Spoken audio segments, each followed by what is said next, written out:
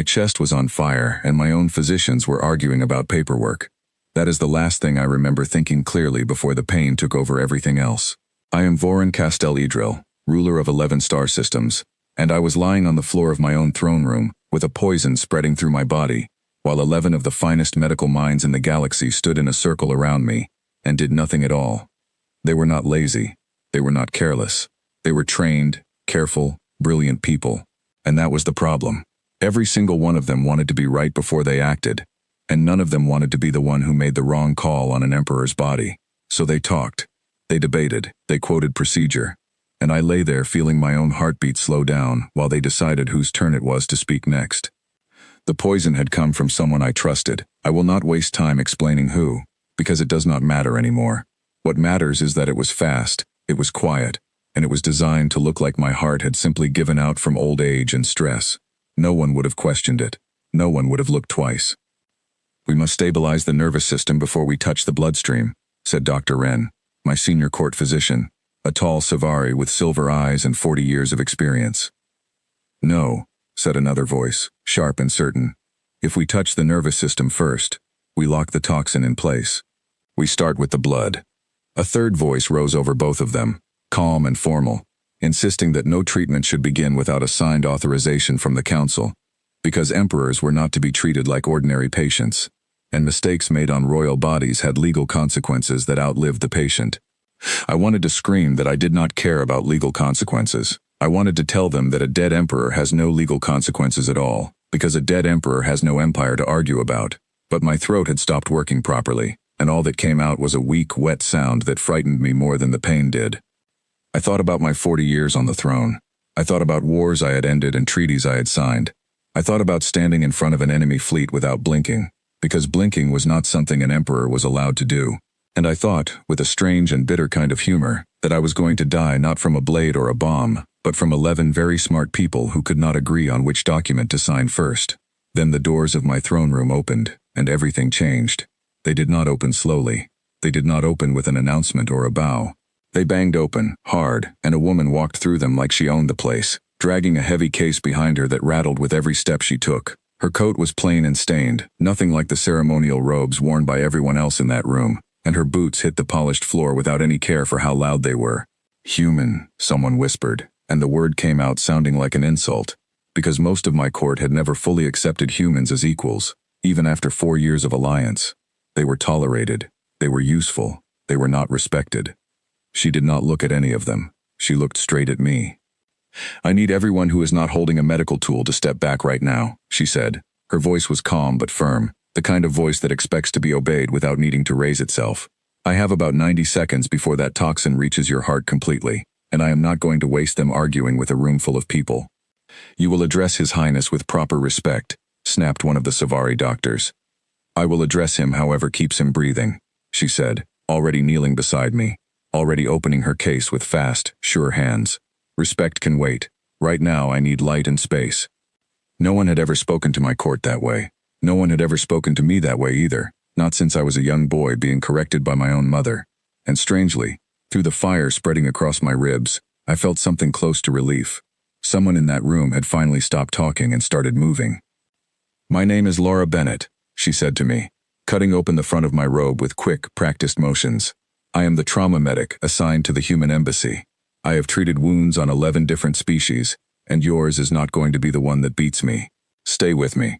"The council has not approved any foreign medical intervention," one of my ministers said from the back of the room, his voice thin with panic rather than authority. "Then approve it after he is alive," Laura said, without even turning her head. "Because if we wait for approval, you will be signing paperwork for a funeral instead." I watched her eyes move across my body, fast and focused, the way a soldier scans a battlefield. She did not look confused. She did not look afraid. She looked at the wound, at the faint blue color spreading beneath my skin, and her expression sharpened into something close to anger, though I understood quickly that the anger was not directed at me. "This is a slow nerve toxin," she said. "Someone wanted it to look like a natural collapse. This is not an accident. This is not old age. This is a deliberate attack, and I need everyone in this room to understand that clearly, because the person who did this is probably still standing close enough to see the result." The room went silent. For the first time since I had collapsed, no one argued. You cannot know that from a glance, said Dr. Wren, though his voice had lost some of its confidence. I have seen this exact pattern before, on a different world, with a different species, Laura said, already preparing an injection. The details are different. The intention is not. Someone wanted this to be quiet. I am not going to let it be quiet. She pressed the injection against my neck without asking permission from anyone else in the room, and I felt a new kind of fire rush through my body, sharper and faster than the poison itself. This will hurt, she said, holding my shoulder steady with one hand. It is your body fighting back against the toxin. If it did not hurt, it would mean nothing was happening. Stay with me. Do not close your eyes. I did not think I had a choice about the pain, but I found, in that strange moment, that her voice gave me something to hold on to. An emperor is trained to endure pain in silence, to show nothing, to remain still no matter what happens inside him. But this was different. This was not a performance for a court or an enemy. This was simply survival, and she made it feel less lonely. Talk to me, she said. Tell me anything. Your name, your favorite season, the first thing you remember as a child. I do not care what it is. I need your mind active while your body fights this. I do not understand, I managed to say through the pain. Why does that matter? Because a mind that is busy is a mind that stays awake, she said simply, and I need you awake. So I talked. I told her about the first snowfall I remembered as a boy, how the palace gardens turned white and silent, and how I had believed, for one foolish season, that the whole world was made of soft, quiet things. I told her about my mother's voice, sharp and warm at the same time, correcting my posture before every public appearance. I do not know why these memories came to me in that moment, but they did, and speaking them out loud felt like pulling myself hand over hand along a rope stretched across deep water. The fire in my chest rose to something almost unbearable, and then, slowly, impossibly, it began to fall. There it is, Laura said quietly, watching a small device in her hand. The pattern is reversing, your heartbeat is climbing back into a safe range. You are going to make it. I lay there, breathing in short, uneven pulls, and felt something I had not felt in a very long time. Not the relief of winning a war or signing a treaty, something simpler. The relief of simply continuing to exist. You did not know for certain that treatment would work, I said, once my voice returned enough to speak in full sentences. No, she admitted, without any shame in her voice. I had maybe 60% confidence and about 40 seconds to decide. 60% is better than a committee vote that finishes after the patient is already gone. I turned my head, slowly, and looked at the 11 physicians who had not moved from their positions the entire time. They were not bad people. They were not incompetent. They were simply trained inside a system that punished fast action, far more harshly than it punished slow death. And so they had learned, over many years, to protect themselves first, and their patients second. You watched them, I said to Laura. You watched them argue while I was dying, and you did not join the argument. I did not have time to join it, she said. And honestly, I would not have joined it even if I did. Arguments do not save lives. Decisions do. Someone has to be willing to be wrong quickly, instead of right too late. Before I could answer her, the doors opened again, and this time it was my head of palace security, a broad, steady man named Nathan Cole, who had served my family for over 20 years, and had never once raised his voice inside the throne room. Your Highness, he said, his eyes moving from me to Laura and back again, clearly trying to understand what had happened in the time since he had left the room. We have identified the source of the toxin. It came from inside the palace kitchens, delivered through a private channel meant only for your personal meals. Which means someone with direct access planned this carefully, Laura said, before I could respond. Someone who understood your routine well enough to know exactly when and how to reach you. That is a serious accusation, said one of my ministers, a thin, nervous man named Edward Marsh, who had served on my council for nearly a decade. It is not an accusation, Laura said. It is a fact based on evidence. Accusing a specific person is your job. Identifying the method is mine.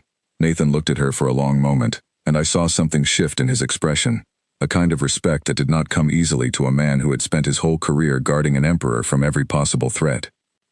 I will need a full report on how this poison entered the kitchen, he said to her. You will have it within the hour, she answered. But right now my priority is keeping him breathing, not writing reports. I found myself, in that strange and painful moment, almost smiling. In 40 years on the throne, I had never once heard anyone speak to my head of security with that much calm authority, especially not someone who had walked through those doors for the very first time only minutes earlier. The next hours passed in a blur of activity that felt different from anything my court had ever produced before. Laura did not simply treat me and leave. She stayed close, monitoring my body with small devices from her case, adjusting her treatment as new information came in, speaking quickly and clearly whenever something needed to change. She gave instructions to my own physicians, and to my great surprise, they followed them, not because she outranked them, but because every instruction she gave came with a clear reason attached to it. "Why does his blood pressure keep rising slightly every 20 minutes?" Dr. Wren asked her at one point, genuine curiosity replacing the earlier hostility in his voice. "Because his body is still clearing traces of the toxin from his liver," Laura answered. "It is a normal response. If it stopped rising entirely, that would actually worry me more." "You explain your reasoning very clearly," Wren said, sounding almost surprised by his own observation. "Because explaining it keeps me honest," she said. "If I cannot explain why I am doing something, I probably should not be doing it." By the time evening fell over the palace, I was stable enough to sit upright, propped against soft cushions, watching the quiet movement of physicians and guards around me with a strange new clarity. I had nearly died that day, not from an enemy fleet or a rival empire, but from a slow, careful betrayal inside my own walls, saved only because one person had been willing to act while everyone else debated. "I owe you my life," I said to Laura, once the room had finally grown quiet enough for a private conversation. "You owe me nothing," she said, sitting on a low chair near my resting place, finally allowing herself to look tired. "I did my job, that is all." "Your job," I repeated, "and yet you did more in 20 minutes than my entire court managed to do in 20 years. Tell me honestly, Laura Bennett, what did you see in this room today that troubled you the most?" She thought about the question carefully before answering, which I respected, because most people in my court answered too quickly, saying whatever they believed I wanted to hear. "I saw very smart people who were afraid to be wrong," she said finally. "And I understand why. If a physician makes a mistake treating an emperor, the punishment probably follows them for the rest of their life. So they protect themselves by doing nothing, because doing nothing feels safer than doing something that might fail. But nothing very nearly killed you today. A slow decision is sometimes just as dangerous as a wrong one." Her words settled into me slowly, the way cold water settles into stone. I thought of every council meeting I had sat through, every decision delayed for further study, every problem left to grow simply because no single person wanted to be blamed for acting first. I had built, without ever meaning to, a court where caution had become more valuable than courage. "What would you change?" I asked her. "If I gave you the authority to change it." She looked at me for a long moment, and something in her expression shifted, not surprise exactly, but a kind of quiet readiness, as if she had been waiting for someone to ask her that question for a very long time. "I would build a system where fast action is rewarded instead of punished," she said. "I would train physicians to trust their instincts under pressure, the same way soldiers are trained to trust theirs. I would make sure that the next time someone collapses on this floor, the room does not spend its final minutes arguing about whose signature is required first." I made my decision in that moment, faster than I had made any decision in years, and for the first time in a very long while, the speed of it did not frighten me. 3 days later, standing in front of my full council, I announced that Laura Bennett would become chief physician of the entire empire, with full authority to reform how medical decisions were made across every world under my rule. The announcement was met with silence, then murmuring, then, from several of the older ministers, outright objection. "She is not even from this empire," Edward Marsh said, his voice tight with disapproval. "She has served here for less than a week." "She saved my life in less than an hour," I answered, while 11 trained physicians who had served this empire for decades stood beside me and did nothing. "I do not care where she was born. I care that she acted when everyone else hesitated." Nathan Cole, standing quietly near the back of the hall, gave a small nod that I noticed even from a distance, and I understood that whatever doubts he might have had about a human holding such a position, her actions in those first frightening minutes had already answered them. In the months that followed, Laura built something new inside my empire, a system where physicians were trained not only in medical skill, but in the confidence to act under pressure, where fast, informed decisions were valued as highly as careful, deliberate ones. She argued fiercely with my older doctors, listened patiently to their objections, and slowly earned a kind of respect that no outsider had ever earned inside my court before. I asked her once, many months later, why she had walked into that throne room so quickly, without waiting for permission or invitation. "Because I heard you were dying," she said simply, "and I have never once believed that waiting for permission was more important than saving a life. I have ruled for over 40 years, through wars, treaties, and betrayals both large and small. And I have learned more about leadership from watching one human medic walk through a set of palace doors than I learned from any council meeting in my entire reign.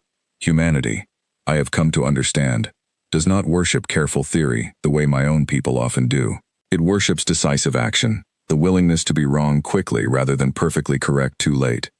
I do not know if that makes them wiser than the rest of us. I only know that on the day I lost all hope, lying on the floor of my own throne room while my own physicians argued about paperwork, it was not caution that saved me. It was one human, walking through the doors with a rattling case and a calm, steady voice, refusing to wait for anyone's permission to act. And because of her, I did not become a footnote in my own empire's history. I became, instead, the emperor who learned, just in time, the difference between careful and too late.